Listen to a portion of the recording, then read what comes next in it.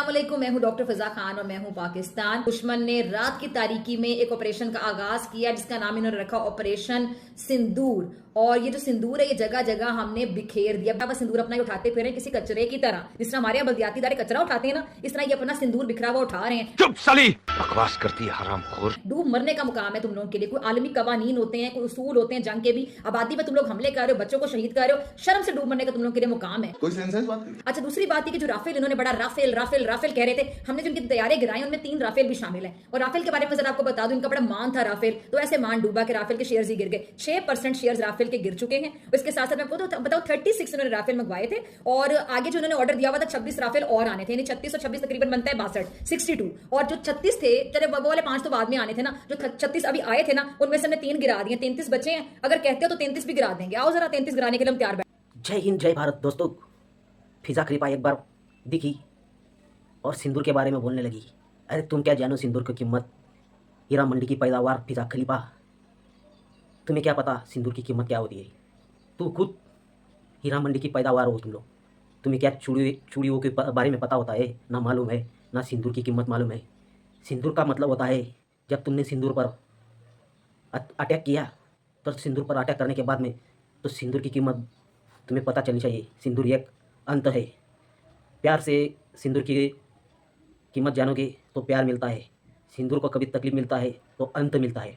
तो तुम्हारी यहाँ इस वजह से सिंदूर की ऑपरेशन सिंदूर चलाया गया। तुमने जो अपने पत्नियों के जो सामने पतियों को मारा पहलगाम हमले में, उसका सिंदूर मिटाया।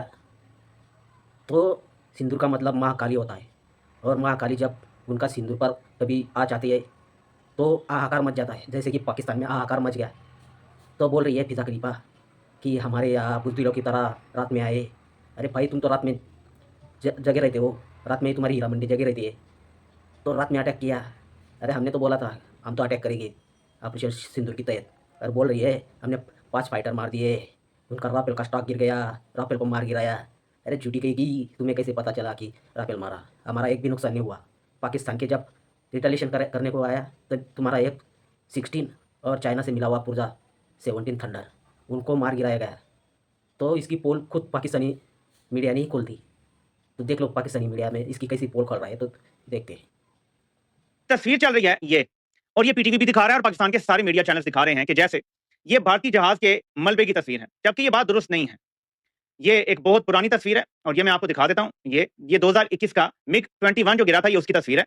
लेकिन ये पीटीवी समेत तमाम पाकिस्तान के चैनल्स ये बता रहे हैं कि ये तस्वीर जो भारतीय जहाज गिराया है। ये इंपॉर्टेंट क्यों है कि हम करेक्ट खबरें दें? क्योंकि इसी से बयानिया बनता है। जंग के दौरान गलतफहमी भी हो सकती है और फिर आपकी तजलील भी होती है। इस वजह से हम वो तजलील नहीं होने देंगे और ना इनको बेवकूफों को करने देंगे। हम आपको सिर्फ कंफर्म रिपोर्ट देंगे। फॉर एग्जाम्पल, अब आप ये देखें, ये पीटीवी के ऑफिशियल अकाउंट से पोस्ट हो रहा है कि हमने राफेल जहाज या जो भी तैयार है वो गिरा दिया है।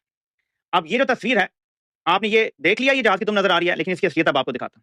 ये देखें, असल में ये तस्वीर 3 साल पुरानी है। ये आप देख सकते हैं, ये आप पीटीवी की देखें, वही जहाज की तुम नजर आ रही है। यही तस्वीर आप देखें ऊपर तो आपको नजर आएगा ये 3 साल पुरानी है। यानी आपका सरकारी चैनल असल तस्वीर नहीं अभी तक आई, तो भाई कोई एआई से जनरेट कर लो। फॉर एग्जांपल मैं मिसाल देता हूं आपको, ये एआई जनरेटेड। आपने अगर सिर्फ दिखाना है कि आपने जहाज गिरा दिया तो ये काफी है, लेकिन फेक इमेज से भारत को बयानिया मिलेगा कि पाकिस्तान झूठ बोल रहा है। तो ये नहीं होना चाहिए था। अब नेक्स्ट आपको सूरत हाल बताता हूं, क्योंकि 2 ऐसे इमेजेस आ रहे हैं।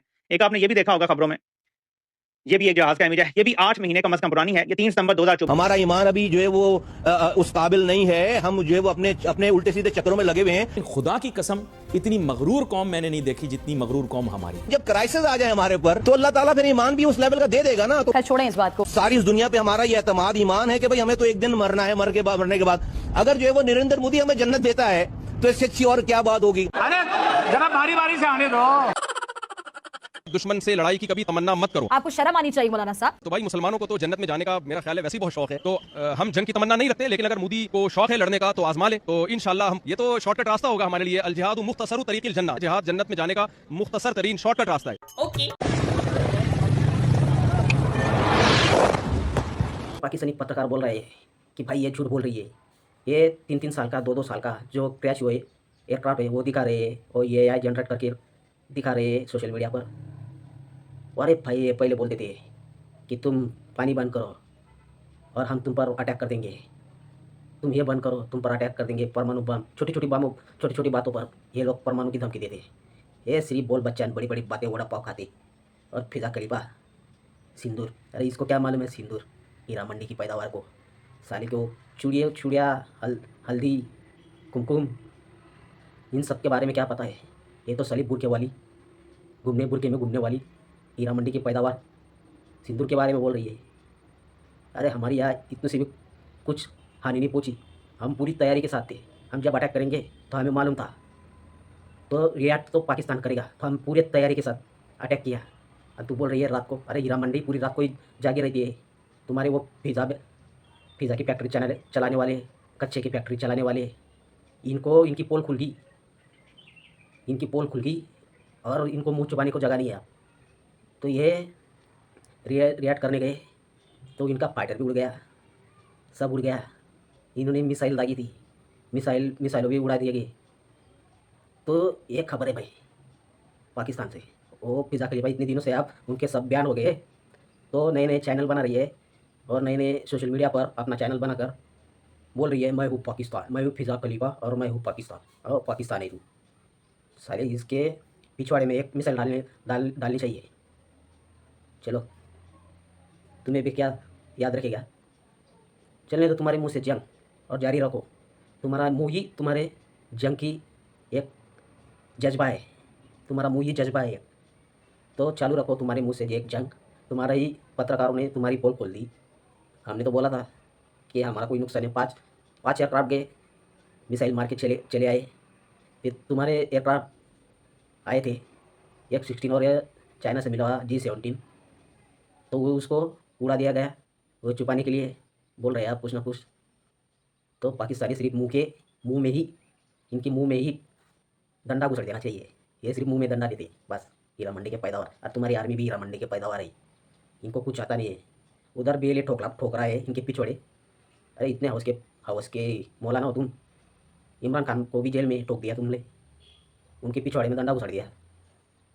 तो ये पिज़्ज़ा खलीफा को सिखाओ, नहीं तो इसके मुंह में भी डंडा घुसड़ो। इमरान खान की फेवरेट थी ये। तो भाई वीडियो कैसी लगे शेयर सब्सक्राइब कमेंट जरूर करना। मिलते हैं अगली वीडियो पे।